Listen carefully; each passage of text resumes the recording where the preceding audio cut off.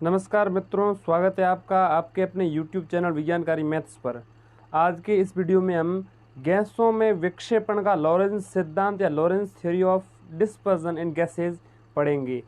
और ये BSc अंतिम वर्ष की पुस्तक हैं जय नारायण व्यास विश्वविद्यालय पाठ्यक्रम के अनुसार। तो क्या होता है विक्षेपण, लॉरेंज का विक्षेपण सिद्धांत? देखिए,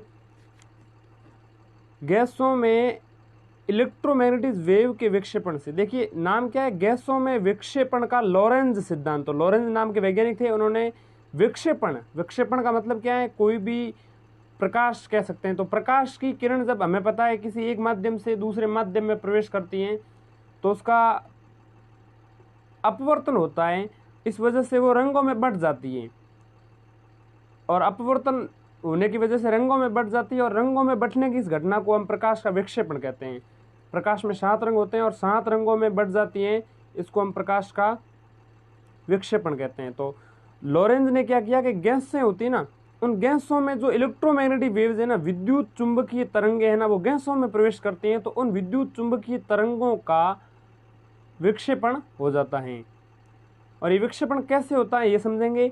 आज का ये वीडियो काफ़ी लंबा होने वाला है, तो आप यदि पूरा देखना चाहते हैं डेरिवेशन, इसमें कुल 17-18 इक्वेशंस बनेगी, तो आप वीडियो को देखिए, अन्यथा आप अभी से स्टॉप कर सकते हैं।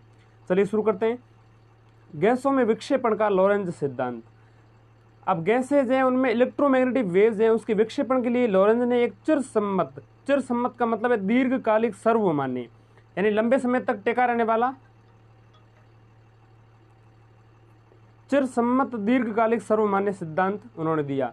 और लॉरेंज के अनुसार जब विद्युत चुंबकीय विकिरण किसी गैसीय माध्यम में प्रवेश करती है तो गैसों का ध्रुवण हो जाता है। गैसीय माध्यम में प्रवेश करती है विकिरण, तो जो गैसेज हैं उनका ध्रुवण हो जाता है। और ध्रुवण क्या होता है वो अभी समझेंगे। लॉरेंज के अनुसार जब विद्युत चुंबकीय विकिरण किसी एक गैसीय माध्यम में प्रवेश करती है तो गैसों का ध्रुवण हो जाता है, अर्थात इलेक्ट्रोमैग्नेटिक वेव्स से संबंधित विद्युत क्षेत्र के माध्यम में उपस्थित अणुओं में इलेक्ट्रॉनों के विस्थापन से अणुओं में द्विध्रुव उत्पन्न हो जाता है, जिसके कारण माध्यम में द्विध्रुव आघूर्ण उत्पन्न हो जाता है। ठहरिए, ये इतनी लंबी परिभाषा कुछ नहीं है, सुनिए। लॉरेंज ने क्या कहा, लॉरेंज ने कहा कि जो इलेक्ट्रोमैग्नेटिक वेव्स है ना, इलेक्ट्रोमैग्नेटिक वेव्स है, उसमें हमें पता है उससे संबंधित विद्युत क्षेत्र भी होता है और चुंबकीय क्षेत्र भी होता है। तो विद्युत क्षेत्र जो होता है ना इलेक्ट्रोमैग्नेटिक वेव से संबंधित, उस विद्युत क्षेत्र के कारण जिस माध्यम में वो प्रवेश कर रही है उसमें वह गैस के कण है। देखिए, जैसे ये कोई हवा का माध्यम है मान लो, जिसमें हाइड्रोजन, ऑक्सीजन, नाइट्रोजन, बहुत सारी गैसेज हो सकती हैं। तो गैसेज इनमें है और ये विद्युत चुंबकीय तरंग इसमें प्रवेश करने जा रही हैं।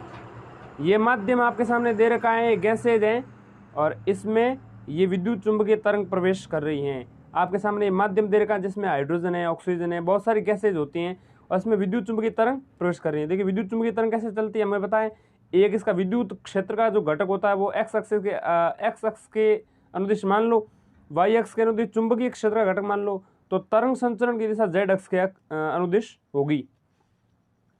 तो उन्होंने, लॉरेंज ने क्या कहा कि जब इलेक्ट्रोमैग्नेटिक वेव से संबंधित जो विद्युत क्षेत्र होता है उसके कारण माध्यम में जो कण होते हैं ना, ये कण जा रही है, इसमें जो ई है ना, ये ई विद्युत क्षेत्र, इसके कारण जो ये माध्यम है ना, इस माध्यम में जो कण अणु है ना, अणुओं से संबंधित इलेक्ट्रॉन होते हैं ना, वो इलेक्ट्रॉन विस्थापित हो जाते हैं।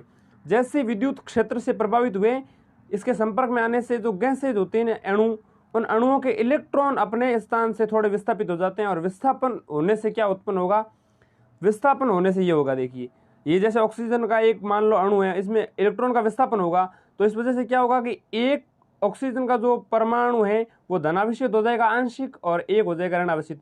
इस वजह से 2 ध्रुव बन जाएंगे और 2 ध्रुव को हम कहते हैं द्विध्रुव। और हमें पता है गैसेज होती मुक्त रूप से गति करती हैं, इसलिए इनकी अनियमित गति से जो द्विध्रुव है ना उत्पन्न हुआ, इस द्विध्रुव की अनियमित गति से द्विध्रुव का आघूर्ण उत्पन्न होगा। और द्विध्रुव आघूर्ण क्या होता है ये भी अभी जानेंगे। तो इस प्रकार माध्यम में द्विध्रुव आघूर्ण उत्पन्न हो जाता है, माध्यम में द्विध्रुव आघूर्ण उत्पन्न हो जाता है। अब देखिए आगे क्या, देखिए लॉरेंज ने क्या परिकल्पना की। अब उन्होंने ये देखा कि विद्युत चुंबकीय तरंगें जब प्रवेश कर रही हैं तो वो गैस, जो गैस के कण हैं उनमें द्विध्रुव आघूर्ण उत्पन्न हो जा रहा है उनके अणुओं में द्विध्रुव गुण उत्पन्न हो रहे हैं। तो उन्होंने क्या परिकल्पना की, देखी, उन्होंने माना कि लॉरेंज ने माना कि गैस के अणुओं के मध्य अन्योन्य क्रिया यानी म्यूचुअल इंटरेक्शन नहीं है, अर्थात अणु परस्पर स्वतंत्र हैं। हमें अभी बताइए गैस के अणु स्वतंत्र होते हैं जब गैस से होकर विकिरण गुजरती है। दूसरी उन्होंने क्या कल्पना की है कि जब गैस जो है ना माध्यम में गैस के अणु है और वहां से विकिरण जब गुजरने जा रही है उसमें से, तो विकिरण माध्यम से होकर गुजरती है तो विद्युत क्षेत्र के इलेक्ट्रॉनों का विस्थापन होता है, जिसके कारण द्विध्रुव गुण उत्पन्न होता है। यह भी हमने जाना। तीसरी उन्होंने क्या परिकल्पना की, देखिए, बाह्य विद्युत क्षेत्र की उपस्थिति में प्रेरित द्विध्रुव गुण में आवर्ती प्रणोदित कंपन होता है। अब उसमें द्विध्रुव गुण उत्पन्न हो गया। अब जब हम उस पर बाहर से कोई विद्युत क्षेत्र लगाएंगे तो इसकी वजह से जो द्विध्रुव गुण उत्पन्न हुआ ना, ये द्विध्रुव गुण उत्पन्न हुए जिन अणुओं में, वे अणु आवर्ती प्रणोदित कंपन करेंगे। प्रणोदित का मतलब है प्रेरित होकर ना, किसी से प्रेरित हो जाना या किसी से संपर्क में रहना, किसी से प्रेरित होकर रह जाना। अब जैसे द्विध्रुव गुण उत्पन्न हुआ अणुओं में, अब जैसे हमने बाहर से विद्युत क्षेत्र लगाया, विद्युत क्षेत्र जो लगाया इसकी वजह से जो गैस के अणुओं में जो द्विध्रुव आघूर्ण उत्पन्न हुआ है ना, वो अणु इस विद्युत क्षेत्र से प्रणोदित कंपन करेंगे, यानी उससे प्रभावित रहेंगे और फिर कंपन करेंगे, और उनका जो डायरेक्शन है वो एक निश्चित दिशा में तय हो जाएगा। अर्थात बाहरी विद्युत क्षेत्र की उपस्थिति में द्विध्रुव गुण एक नियत दिशा में कंपन नहीं कर पाते हैं। इस प्रक्रिया को हम ध्रुवण कहते हैं, और ध्रुवण का मतलब है एक ही दिशा को निश्चित करना किसी भी चीज का। चौथी उन्होंने क्या परिकल्पना की कि इलेक्ट्रॉन जो अणु से एक प्रत्यानयन बल से बंध रहता है, इसका मान विस्थापन के समानुपाती होता है और विपरीत दिशा में होता है। अब चौथी उन्होंने परिकल्पना की कि इलेक्ट्रॉन जो है ना, जिस अणु में इलेक्ट्रॉन है और विस्थापित हो रहा है, उस अणु से संबंधित इलेक्ट्रॉन है, उस इलेक्ट्रॉन पर प्रत्यानयन बल लगेगा। उस अणु से संबंधित एक प्रत्यानयन बल लगेगा।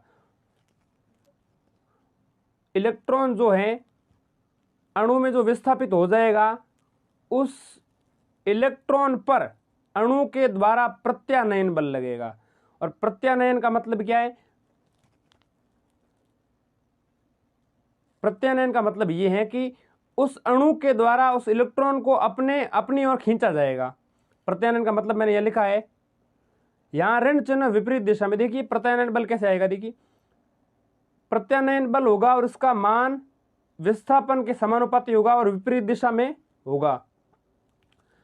तो प्रत्यानयन बल लगेगा किस पर? इलेक्ट्रॉन पर। किसके द्वारा? अणु के द्वारा। कौन से अणु के द्वारा? जिसमें द्विध्रुव गुण उत्पन्न हो गया है। इसका मान विस्थापन के समानुपाती होगा, यानी इलेक्ट्रॉन कितना विस्थापित हुआ है, किसकी वजह से? विद्युत चुंबकीय विकिरण की वजह से। जो विद्युत चुंबकीय विकिरण आई और विकिरण आते ही उन्होंने जो अणु है उपस्थित माध्यम में, उस अणुओं में इलेक्ट्रॉन का विस्थापन कर दिया, और इलेक्ट्रॉन के विस्थापन के कारण द्विध्रुव उत्पन्न हुआ, और द्विध्रुव उत्पन्न होने के कारण द्विध्रुव आघूर्ण उत्पन्न हुआ, और इस वजह से इलेक्ट्रॉन का विस्थापन होने की वजह से उसमें एक बल लगेगा इलेक्ट्रॉन पर बल लगेगा उसी अणु के द्वारा जिसमें वो इलेक्ट्रॉन विस्थापित हुआ है, और उस बल को कहेंगे प्रत्यानयन बल। प्रत्यानयन बल का मतलब है उसी बल, वो इलेक्ट्रॉन उसी अणु के द्वारा अपनी ओर खींचा जाता है, और उस प्रत्यानयन बल का मान है वो विस्थापन के समानुपाती हो गया, यानी जितना अधिक विस्थापन होगा उतना ही वो प्रत्यानयन का बल का मान अधिक होगा। अब ये समानुपाती से हटाने पर यहाँ एक नियतांक आएगा -k, और यहाँ पे वो इस नियतांक को हम कहते हैं प्रत्यानयन नियतांक। यहाँ पे ऋण चिन्ह है वो विपरीत दिशा को बताता है, यानी इलेक्ट्रॉन विस्थापन हो गया, यानी यूं समझ सकते हैं कि यहाँ पे जो बल लगेगा ना, वो इलेक्ट्रॉन विस्थापित हो रहा है ना जिस दिशा में, उसकी विपरीत दिशा में लगेगा, इसीलिए तो वो अपनी ओर खींच रहा है। प्रत्यानयन का मतलब होता है प्रति धन आनयन। प्रति का मतलब होता है की ओर, आनयन का मतलब ले आना, यानी प्रत्यानयन बल ऐसा बल होता है जो अपनी ओर खींच करके वापस ले आता है इलेक्ट्रॉन को। ये चौथी उनकी अवधारणा थी, चौथी कल्पना ये की। पांचवी कल्पना लॉरेंज ने क्या की, यदि गैस का घनत्व न्यून है, यानी जो माध्यम में जिसमें विद्युत चुंबकीय विकिरण आ रही है उसका यदि घनत्व हम मान लें न्यून है, उसमें ज्यादा मात्रा में गैसें नहीं है, बहुत कम मात्रा में गैसें उपस्थित है, तो गैस के अणु अध्रुवीय हैं, तथा ये भी मान रहे हैं साथ ही साथ हम के जो उसमें गैस के अणु है वो अध्रुवीय हैं, उनमें ध्रुवण कम हो पाता है, यानी उसमें इलेक्ट्रॉनों का विस्थापन कम होता है, तो इलेक्ट्रॉन पर और कौन सा बल लग सकता है? तो उन्होंने देखा कि इलेक्ट्रॉन पर एक बाह्य विद्युत क्षेत्र E के कारण बल लग सकता है, और इस बल को कहते हैं बाह्य बल, और ये बल जो होता है वो कूलाम्ब नियमानुसार लगता है। इलेक्ट्रॉन जाएगा और उस पर वापस जो बल लगेगा उस बल को हम कूलाम्ब के, यदि अध्रुवीय हैं अणु और ज़्यादा ध्रुवण नहीं हो पाता है गैस के अणुओं का, तो दूसरा क्या संभावना बन सकती है। उन्होंने ये देखा कि इलेक्ट्रॉन पर बाह्य विद्युत क्षेत्र जो होता है ना, ई आरोपित कर रहे हैं हम बाहर से, इसके कारण उसी इलेक्ट्रॉन पर एक बल लगेगा, उस बल को कहेंगे हम बाह्य बल, और इसका मान क्या होगा, विद्युत क्षेत्र के और उस आवेश के गुणनफल के बराबर। और हमें पता है ई बराबर होता है के ई अपॉन आर स्क्वायर, ई मतलब इलेक्ट्रॉन का आवेश, के क्यू अपॉन आर स्क्वायर होता है ना, और एफ बराबर क्या होता है, के Q1 Q2 upon are square. तो Q1 Q2 यानी यहाँ पे इलेक्ट्रॉन ही है, दोनों मतलब इसको समझने के लिए कह रहे हैं, बाकी इसका मान निकालने की हमें आवश्यकता नहीं है, ये दोनों फॉर्मूले केवल समझने के लिए कह रहे हैं। यहाँ पे दोनों यदि इलेक्ट्रॉन वापस रख दे तो के ई स्क्वायर हो जाएगा। अब मुझे बताइए, इसको इसके बराबर करने के लिए ई के लिए इसको ई से गुणा करते हैं, इसलिए ये फॉर्मूला ऐसा बन जाएगा। इन दोनों से आप अच्छे से समझ लीजिएगा वीडियो को पॉज करके। यहाँ हम अणुओं पर उत्पन्न द्विध्रुव आघूर्ण के कारण उत्पन्न स्थानीय क्षेत्र को नगण्य मान रहे हैं।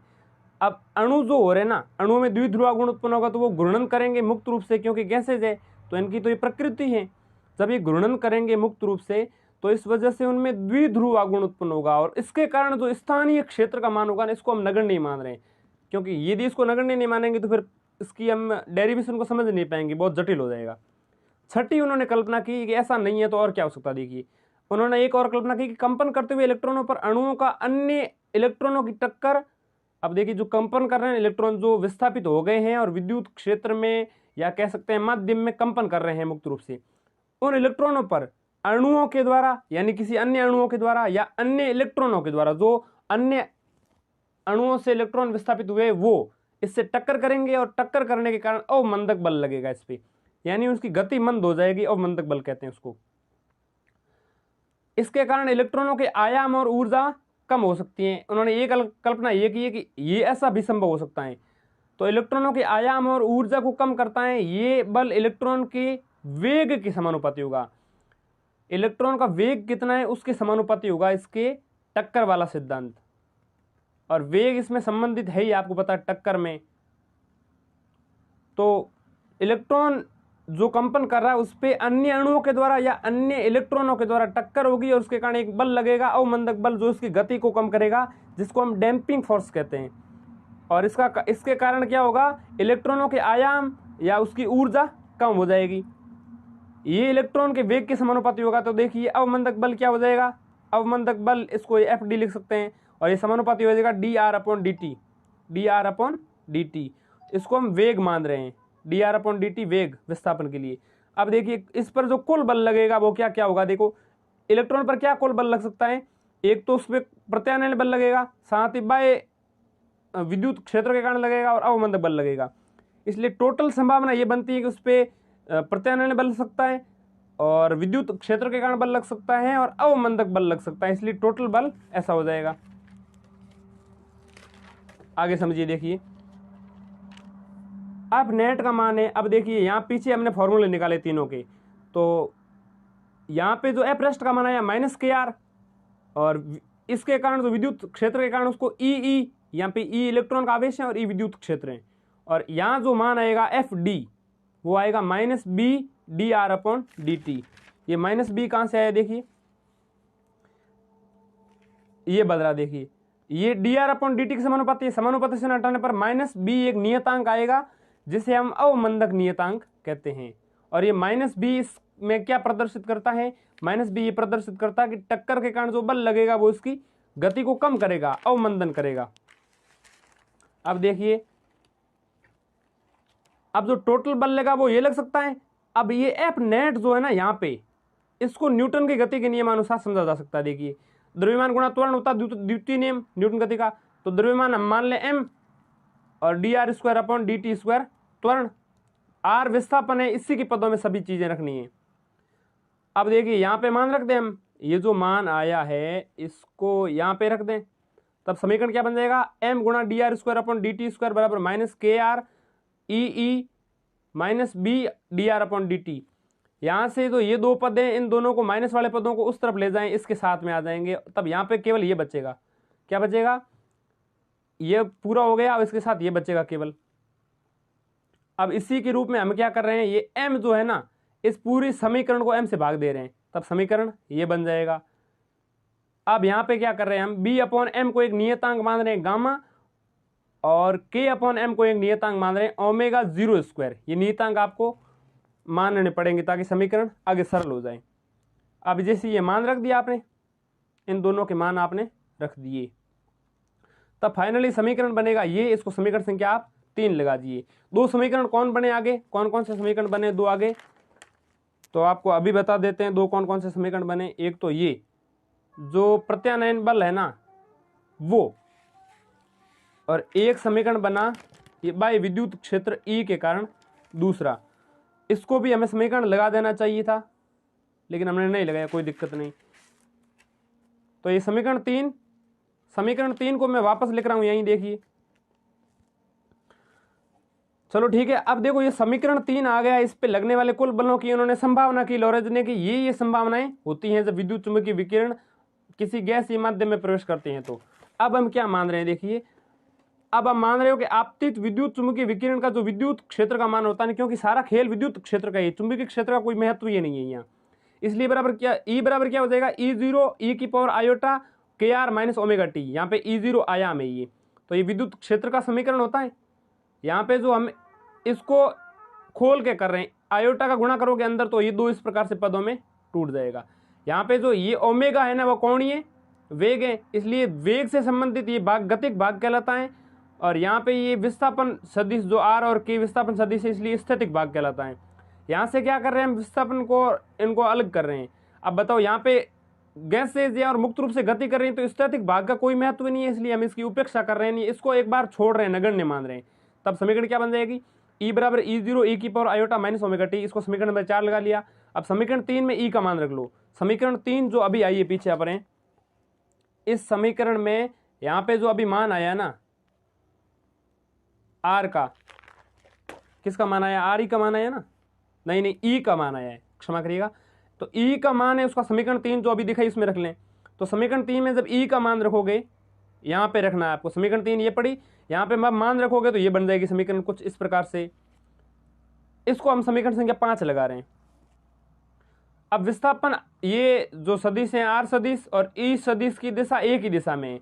अब विस्थापन जिस दिशा में होगा हमें पता है, उसी दिशा में होगा जिस दिशा में बाह्य विद्युत क्षेत्र E0 लगेगा, इसलिए हम सदिश हटा देते हैं, क्योंकि दिशा तो हमें पता चल गई है ना। सदिश हटा लेते हैं तो परिणाम लिखोगे केवल परिमाण लिखोगे केवल परिमाण के रूप में, तो समीकरण नंबर 6 हो जाएगी। बस इसमें कुछ नहीं किया, समीकरण 5 में और 6 में अंतर केवल सदिश हटा लिया है। यह समीकरण इलेक्ट्रॉन के लिए प्रणोदित दोलक की समीकरण है, यानी जो प्रणोदित हो रही है ना, प्रणोदित दोलक कौन है, यहाँ पे इलेक्ट्रॉन है, तो इलेक्ट्रॉन में जो प्रणोद उत्पन्न हो रहा है उसकी समीकरण है ये। समीकरण 6 हो गई। अब याद रखिएगा समीकरण 6 को। आगे क्या देखिए, बाह्य विद्युत क्षेत्र के कारण इलेक्ट्रॉन थोड़े समय बाद बाहरी विद्युत क्षेत्र की आवृत्ति E और ओमेगा से दोलन करना प्रारंभ कर देता है। जैसे ही हमने बाहर वाला विद्युत क्षेत्र उस पर आरोपित किया, इसके कारण इलेक्ट्रॉन जो है वो उसी की आवृत्ति में दोलन करना प्रारंभ कर देते हैं, और ये अवस्था स्थायी अवस्था कहलाती है। जो विद्युत क्षेत्र की आवृत्ति है उस आवृत्ति में कंपन करने लगते हैं दोलक यानी इलेक्ट्रॉन, इस वजह से इस अवस्था को स्थायी अवस्था कहते हैं। अब हम क्या करेंगे, इस स्थायी अवस्था के लिए, यानी विद्युत क्षेत्र आरोपित किया है हमने, इस वजह से जो माध्यम के इलेक्ट्रॉन कंपन करने लगे हैं उसी आवृत्ति में, इस अवस्था में, स्थायी अवस्था में। अब हम उसका हल निकालेंगे, और जो हल निकलेगा उसको हम क्या कहेंगे, फिर स्थायी अवस्था हल कहेंगे। अब देखिए समीकरण जो पीछे आई है ना अभी अपनी, समीकरण जो आई है, देखिए कौन से समीकरण, ये समीकरण, इसको आप ध्यान से देख लीजिए। इस समीकरण को हम एक कॉमन हल के रूप में मान रहे हैं। क्या मान रहे हैं, देखिए इस समीकरण को हल के रूप में हम यूं मान रहे हैं। देखिए R और ये पद, देखिए ये समीकरण पढ़िए, आपके नीचे दिखाई दे रही सामने, देखिए ये समीकरण है।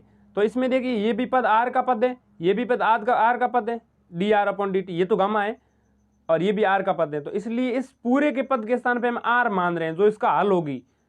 इस समीकरण 6 का ये हल है, और यहाँ पे E के बराबर तो ये सेम पद ही मान रहे हैं, और इसको हम एक B नियतांक मान रहे हैं, क्योंकि इसका मान जब रखोगे तो आपको पता नियतांक आना है, क्योंकि E आवेश है इलेक्ट्रॉन का हमें पता है, E0 भी जो विद्युत क्षेत्र हम लगाएंगे उसका आयाम होगा वो हमें पता होगा, और M इलेक्ट्रॉन का द्रव्यमान हमें पता है, तो इसका मान तो नियतांक आना है ना, इसलिए हमने इसको एक B मान रहे हैं नियतांक। इसके स्थान पे R मान लिया और ये समीकरण इसका हल है। अब क्या करना है हमें, देखिए ये B का मान निकालना है। तो इस B का मान निकालने के लिए क्या करते हैं, हमने जो इसका हल निकाला ना इस समीकरण का मतलब समीकरण संख्या 6 जो अभी बताई मैंने, इसका मान आया गामा बराबर B गुणा e की power minus iota omega T. ये केवल गतिक पद हैं। अब इसका मान इस समीकरण में रखिए। देखिए इसका मान जब इस समीकरण में रखा जाता है, R के स्थान पे जहाँ जहाँ है वहाँ पे ये रख लो। देखिए ये R यहाँ पे है, यहाँ पे है और यहाँ पे है, तो R के स्थान पे ये पद रख लीजिए, R का मान ये रख लीजिए। R का मान जब ये रखोगे तो समीकरण कुछ इस प्रकार से बनेगी और इसके बराबर हो जाएगा E0 अपॉन m e की power minus iota omega T. ये समीकरण बन गई।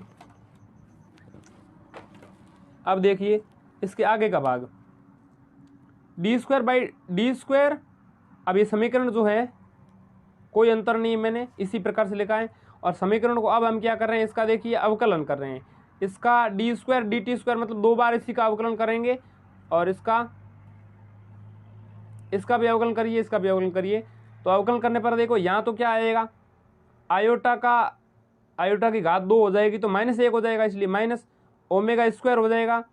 बाकी बीटा तो ये बाहर आ जाएगा, यहाँ से भी बीटा बाहर आ जाएगा और गामा तो बाहर से पड़ा कांस्टेंट d/dt b की पावर b गुणा e की power minus iota omega T. इसका अवकलन माइनस आयोटा ओमेगा हो जाएगा और साथ में ओमेगा स्क्वायर बार पड़ा है और इसमें से इसका अवकलन होगा पर क्या बचेगा, केवल ओमेगा 0² और इसके गुणा में सभी में e की पावर आयोटा टी सभी में आ जाएगी, क्योंकि हमें पता है e की पावर x जो भी होती है उसका अवकलन e की पावर x ही होता है, इसलिए सभी में आएगा और उसको हम कॉमन ले लेंगे बाहर। यहाँ पे समीकरण क्या होगा, ये सेम।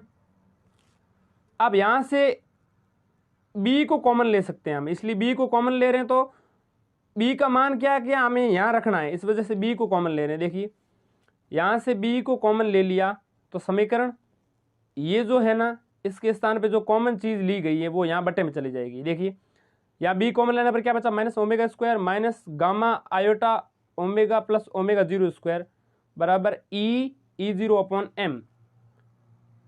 यहाँ पे जो b का मान है ये बटे में चला जाएगा इसके, इस वजह से b का मान ये आएगा जो एक नियतांक है। इसको समीकरण संख्या 9 लगा रहे हैं। अब इस b का मान हमें कहाँ रखना है, इस समीकरण में, जो क्या है कि हमने एक हल माना है, जो समीकरण अपने पास आई है उसका हमने हल माना है, उसमें b का मान यहाँ पे हमें रखना है। यहाँ से b का मान इसमें रख दोगे तो समीकरण b का मान रखने पर r बराबर क्या हो जाएगा, देखिए यहाँ पे रखना है, समीकरण कहाँ गई, अच्छा ये पड़ी, r बराबर b, तो b के स्थान पे यहाँ रख दोगे तो गुणा में ये हो जाएगा। अब देखिए b कहाँ गई, तो यहाँ रख दो मान और गुणा में ये है। इस प्रकार समीकरण ये जो आया है ना इसको अब सदिश के रूप में लिख लो। तो r0 बराबर क्या हो जाएगा, E0 upon m omega 0² minus omega square minus ये इसके गुणा में रह जाएगा और माइनस में क्या है इसमें आयोटा गामा बटे ओमेगा। अच्छा बाबूलाल जी साफ दिखाई नहीं दे रहा है, क्या करें, क्वालिटी की समस्या है हमारे यहाँ, और भी समस्याएं हैं, नेट समस्या कम है, इस वजह से साफ नहीं दिखाई दे रहा है, तो उसको थोड़ा सा करिए एडजस्ट। अब देखिए यहाँ पे जो समीकरण R आई है अपने पास E0 अपॉन m और बटा में क्या है, देखिए ये इसके गुणा में e की power minus iota omega T और बटे में क्या है ओमेगा 0² माइनस ओमेगा स्क्वायर और माइनस हो जाएगा आयोटा गामा ओमेगा। यहाँ से R का मान जो आया है,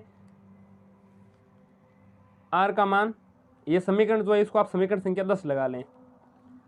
यहाँ पे समीकरण 10 है, जो बाहरी विद्युत क्षेत्र E है ना उसकी उपस्थिति के कारण इलेक्ट्रॉन की अपनी मध्य स्थिति से जो विस्थापन है ना वो दर्शाती है। हमें पता है विस्थापन को हमने R माना है, इसलिए विस्थापन है उसको दर्शाती है समीकरण। ये इलेक्ट्रॉन कितना विस्थापित होगा इसको दर्शाती है समीकरण। अब देखिए हमें एक चीज और मान रहे हैं यहाँ पे, इस विस्थापन के कारण अणु में द्विध्रुव गुण उत्पन्न होगा जिसका मान क्या होगा, देखिए द्विध्रुव गुण का सूत्र हमें पता है क्या है, द्विध्रुव आघूर्ण होता है आवेशों का परिणाम गुणा दूरी। तो क्या हो जाएगा, देखिए P वेक्टर बराबर E गुणा R वेक्टर। E यहाँ पे आवेश है और कितना विस्थापित हुआ है, R सदिश, इसलिए द्विध्रुव आघूर्ण क्या हो जाएगा, यहाँ पे R का जो मान आया ना, ये अभी ये मान यहाँ रख दीजिए। जब इसमें यहाँ पे आप R का मान रखोगे तो E से गुणा हो जाएगा, तो E स्क्वायर हो जाएगा। ये समीकरण 10 के रूप में, जो समीकरण 10 में इसमें मान रखने पर प्राप्त हुई है। तो ये जो क्या है, ये निकला है आपने द्विध्रुव आघूर्ण। ठीक है, अब हम मान लें कि यदि माध्यम में प्रति एकांक आयतन n इलेक्ट्रॉन है, जो हम माध्यम जो लिया है जिसमें विद्युत चुंबकीय विकिरण आ रही है, विद्युत चुंबकीय विकिरण आने की वजह से उसमें जो अणु उपस्थित है उनका ध्रुवण हो रहा है, उस माध्यम में हम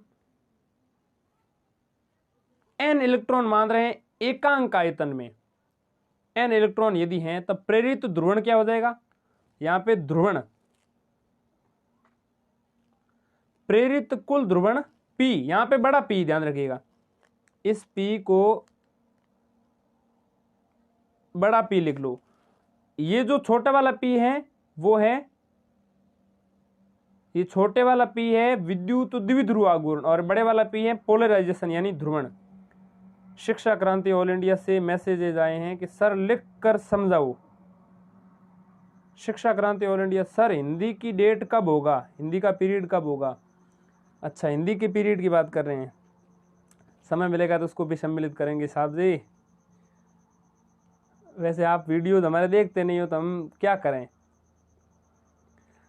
तो देखिए ध्रुवण जो मान है वो n कुल इलेक्ट्रॉन और P विद्युत द्विध्रुव आघूर्ण, इसलिए जो ध्रुवण का मान होगा वो कुल इलेक्ट्रॉनों की संख्या और कुल विद्युत ध्रुव आघूर्ण उत्पन्न होगा ना P। ये छोटे वाला P है क्या, द्विध्रुव आघूर्ण, बड़े वाला P ध्रुवण, इसलिए ध्रुवण बराबर क्या हो जाएगा, इलेक्ट्रॉनों की संख्या गुणा द्विध्रुव आघूर्ण। अब देखिए यहां से जो मान हमें प्राप्त हुआ है ध्रुवण का मान P बराबर क्या हो जाएगा, यहां पे आपको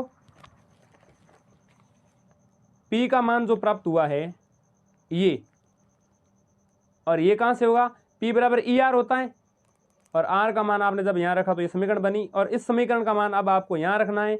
यहां रखने पर n की गुणा में ये समीकरण कुछ इस प्रकार से आ जाएगी। तो ध्रुवण बराबर क्या हो जाएगा, n E² अपॉन m गुणा में विद्युत क्षेत्र E अपॉन में क्या हो जाएगा, ओमेगा